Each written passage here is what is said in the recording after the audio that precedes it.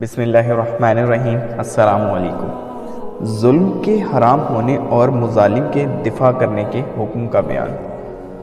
سورہ المومن کی آیت نمبر 17 میں اللہ تعالیٰ نے فرمایا،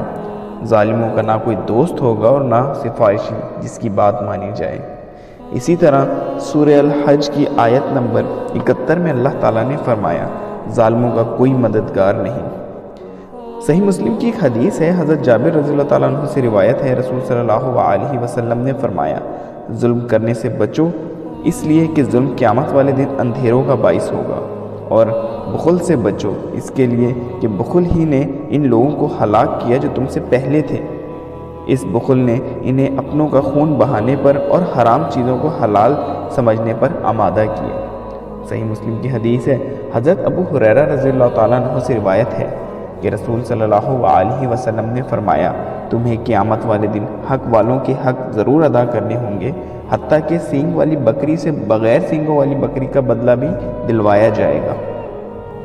بخاری اور مسلم کی حدیث ہے، حضرت عائشہ رضی اللہ تعالیٰ عنہ سے روایت ہے کہ رسول صلی اللہ علیہ وسلم نے فرمایا، جس نے ایک بالشت کے برابر بھی زمین ہتھیا کر کسی پر ظلم کیا تو اللہ تعالیٰ کی طرف سے قیامت والے دن اسے 7 زمینوں کا طوق پہنایا جائے گا۔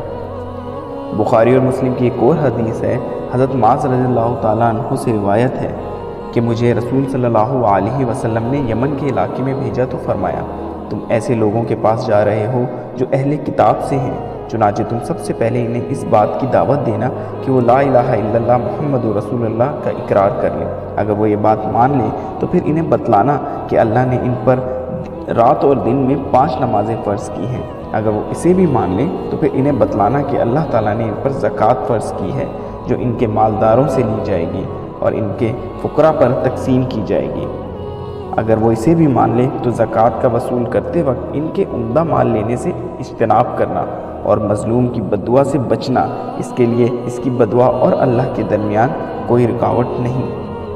بخاری کی حدیث ہے، حضرت ابو ہریرہ رضی اللہ تعالیٰ عنہ سے روایت ہے کہ نبی کریم صلی اللہ علیہ وسلم نے فرمایا، جس آدمی پر بھی اپنے مسلمان بھائی کا اس کی عزت و آبرو سے متعلق یا کسی اور چیز سے متعلق کوئی حق ہو، یعنی اس کی بے عزتی کر کے یا کوئی اور زیادتی کر کے اس میں ظلم کیا ہو، تو اسے چاہیے کہ آج ہی دنیا میں اس کا ازالہ کر کے اس حق سے عہدہ برا ہو جائے، قبل اس کے کہ وہ دن آ جائے جس میں ازالے کے لیے کسی کے پاس دینار و درہم نہیں ہوں گے۔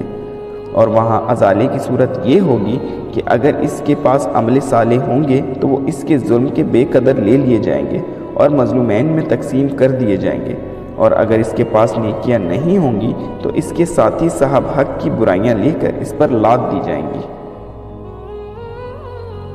بخاری اور مسلم کی حدیث ہے، حضرت عبداللہ بن عمرو بن عاص رضی اللہ تعالیٰ عنہ سے روایت ہے کہ نبی کریم صلی اللہ علیہ وسلم نے فرمایا، مسلمان وہ ہے جس کی زبان اور ہاتھ سے دوسرے مسلمان محفوظ رہیں، اور مہاجر وہ ہے جو اللہ کی منع کردہ چیزیں چھوڑ دے۔